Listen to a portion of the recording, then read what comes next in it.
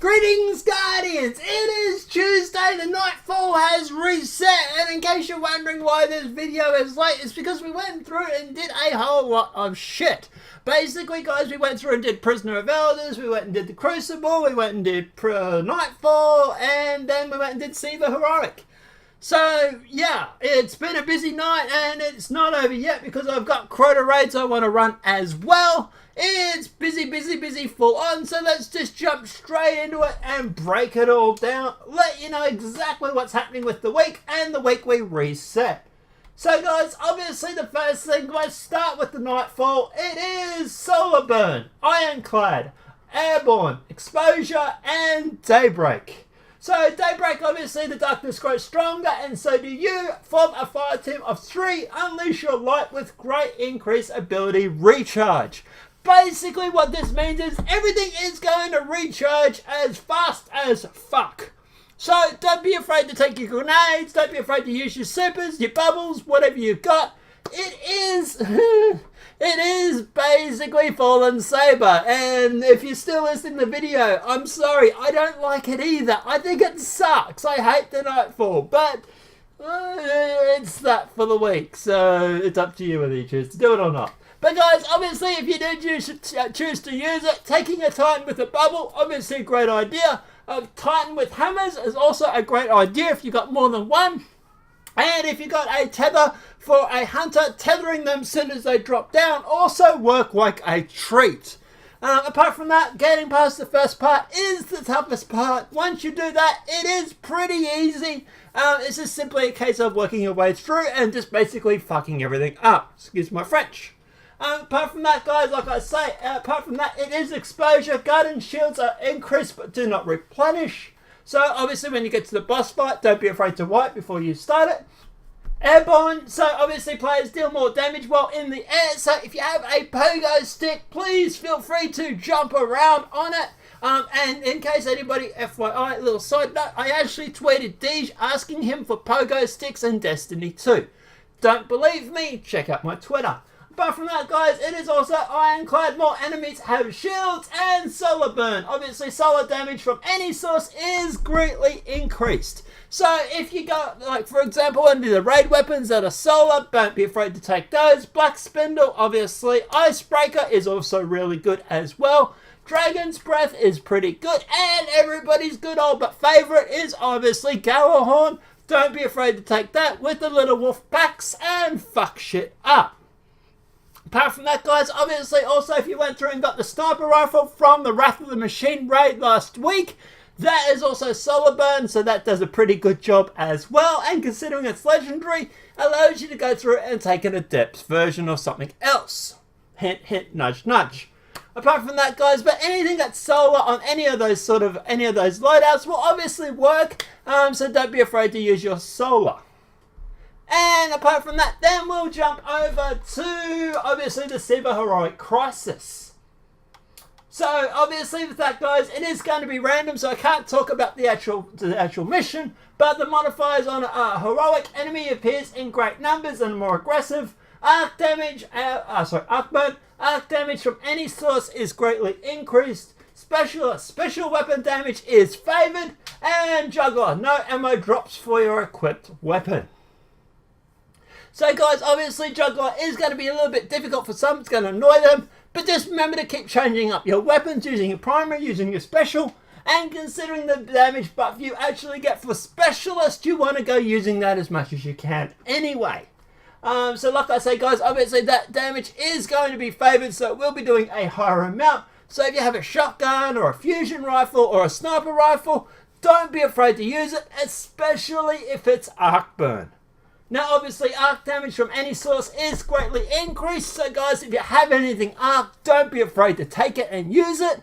Also, if you got any of the primaries from Crrota, a few of those drop this arc, so don't be afraid to take those as well. And the good old one, obviously Heroic, appears in great numbers. Obviously, guys, that is always on. No big thing with that. Now, apart from that, guys, obviously the Challenge of Elders. So the challenge of elders this week, guys, is obviously Airborne. Fresh troops, grenade kill bonus. I know everybody's going to hate that too. But anyway, guys, the first round is this is mine, I think it was. It's the Vex guy that looks like the Gatekeeper. Yes, I know, Bungie love reskinning things. Not. But anyway, guys, they love using their old skin, so it is the Vex mine. It's pretty easy. Just be careful, he does have this new feature where he sort of creates this ion storm and this lightning from the sky. It's interesting and it's fun, and it does cause you or force you to keep moving around. The next, guys, is obviously Noru'usk, servant of Cabal. Servant of Oryx. He is Cabal. No real big thing with that, guys. Either it's pretty easy. Just obviously DPS him, DPS the ads, DPS him. It's better off just obviously staying in the tunnel system when you first run out on the left and right and using those as cover. And the third one, guys, is Sylok the Defiled. And he's Hive, and he's a pain in the ass. He's the one that basically breathes the fire and wants to turn everything into a molten land. And he does a pretty good job. Guys, the fire on it is absolutely insane. There were two strats we were playing around with when doing this. One was heading to the far left, and one was staying where you first come out. We did try both strats, and it did seem a little bit easier to do it from the center. Just remember to drop those wizards as fast as you can, because at the end of the day, that is only going to be the only real issue. Once you drop those wizards, then you can go around and DPS the ads. Apart from that, guys, obviously the playlist for Crucible is Mayhem Rumble, and it's a load of fun, and for some reason everybody still wants to use primary. I don't know why, but anyway. But yeah, guys, basically make sure you go through and use your supers and your grenades and everything as much as you can, because at the end of the day, they will recharge at an extreme rate. Obviously, a lot like the Nightfall. So yeah, I went through, people were still trying to shoot with primaries, and I'm like, okay, I'll kill you with my golden gun. Don't know why you're not using yours, but anyway. But guys, like I say, don't be afraid to use those supers, because they do recharge at the faster rate. That will also give you a Age of Treasure, so don't be afraid to take that with you. Also, that's the same with the Silver Horror. That will also give you that as well. So that will give you 2.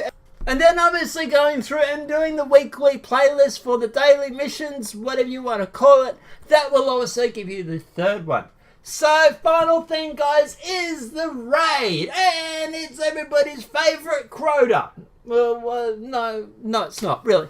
But I know, look, a lot of people hate this raid. I know everybody loves the Vault of Glass and everything like that. But guys, it is what it is, so let's just break it all down. So challenge modes this week are the same as they were 3 or 4 weeks ago. They're not very big on variety, I know. But anyway, it is obviously Destiny's Challenge and Crrota Challenge. And we will put up 2 videos, boink and boink. That will allow you to tell you to go through and do both of those. Now, guys, obviously, apart from that, it is Crrota, so this will give you an opportunity if you go through and you can do the Flawless Raider. It is one of the easiest ways to do that, so don't be afraid to do that. Even if you want to drop the light right back and do it on normal, it'll give you a chance to do it pretty quick. Apart from that, guys, obviously you will get adept versions for doing those 2 challenges. If you haven't done them 3 or 4 weeks ago, that will allow you to get some of your record book completed. So it is worthwhile doing it. The recommended light is 390. But look, at the end of the day, to be honest, you can be 380s, mid 380s or high 380s and still get away with it fairly easily. Obviously, the Destiny's Challenge is one of the hardest parts, personally, I find. The Crrota's not so hard that at all. But guys, look, obviously that is that.